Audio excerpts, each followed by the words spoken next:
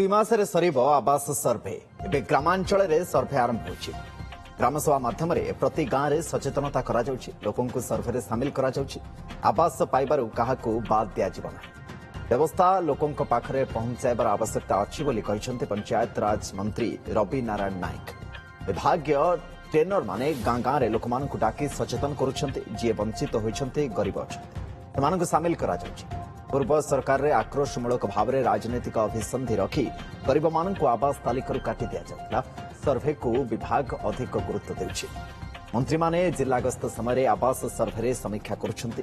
ଦିଲ୍ଲୀ ଗସ୍ତ ସମୟରେ ମଧ୍ୟ କେନ୍ଦ୍ରମନ୍ତ୍ରୀଙ୍କ ସହିତ ଆବାସ ବାବଦରେ ଆଲୋଚନା କରିବେ ବୋଲି କହିଛନ୍ତି ପଞ୍ଚାୟତ ରାଜମନ୍ତ୍ରୀ।